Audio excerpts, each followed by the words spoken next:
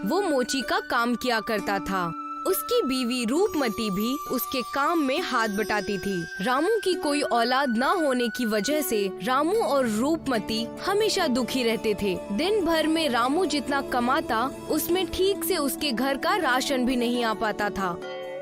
रामू, ये लो जूते सिल दो और तरीके से सीना, पिछली दफा की तरह कमजोर मत सीना। क्या बताऊं जनाब, मेरी आंखें कमजोर हो गई हैं, ठीक से कुछ नजर नहीं आता और कमजोरी है जिसकी वजह से जूते चप्पल में टाँके नहीं लग पाते। तुम जाओ आराम करो, मैं इसे कहीं और सिलवा लेता हूँ। ये लो कुछ पैसे, ये तुम्हारे काम आएंगे।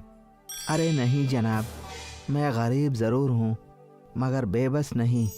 दिन भर मोची की दुकान पर बैठकर रामू ने कुछ ही पैसे कमाए थे और उससे वो उस दिन का राशन लेकर चला गया।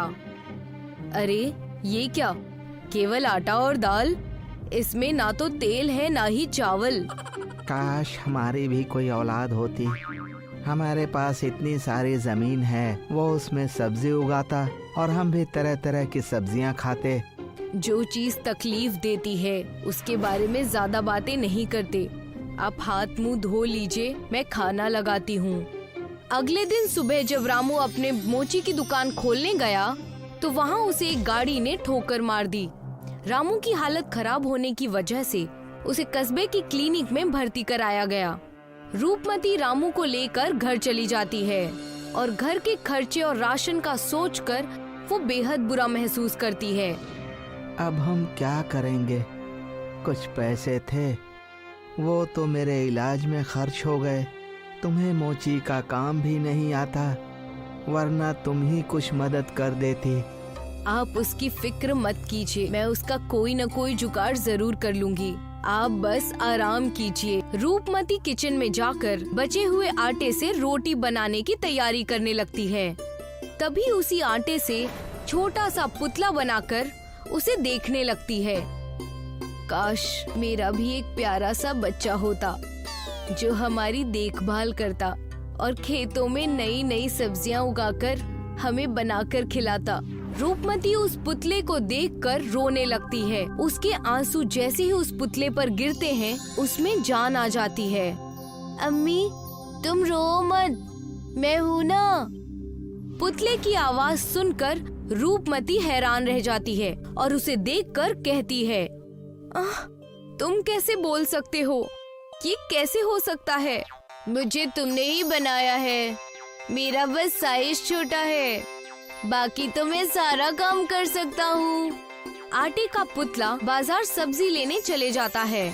पुतला जब बाजार जाता है तो छोटे से पुतले के पीछे एक बिल्ली पड़ जाती है और वो अपनी जान बचाकर वहाँ से भागने लगता है।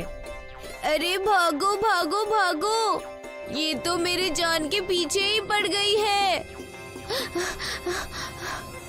बिल्ली से बचने के लिए पुतला एक बड़े से आटे की बोरी में घुस जाता है और वो बिल्ली वहाँ से चली जाती है।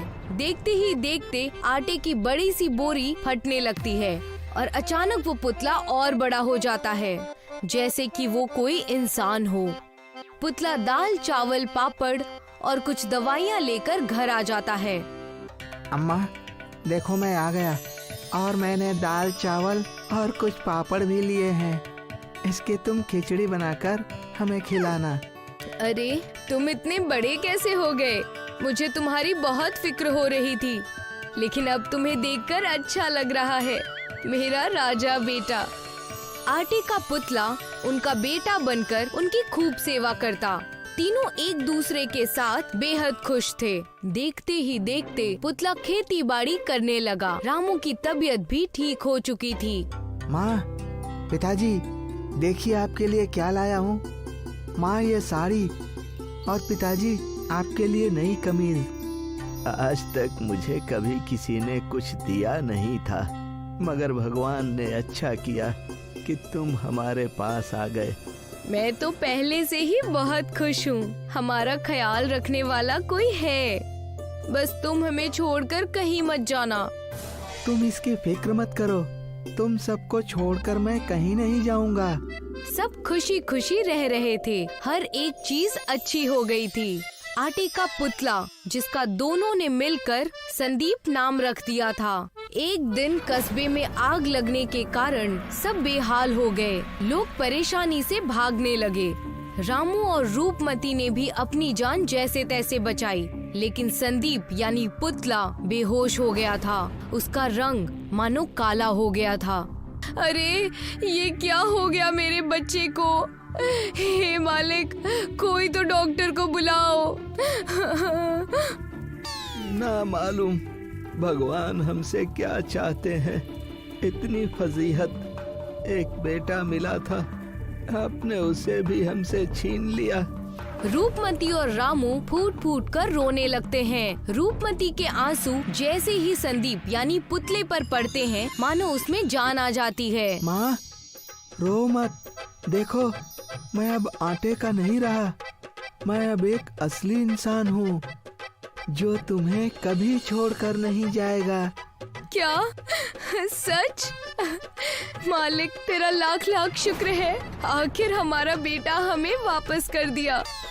आटे का पुतला संदीप और उसके अम्मी अब्बू सब सुखी सुखी खुशहाल जिंदगी जीने लगे।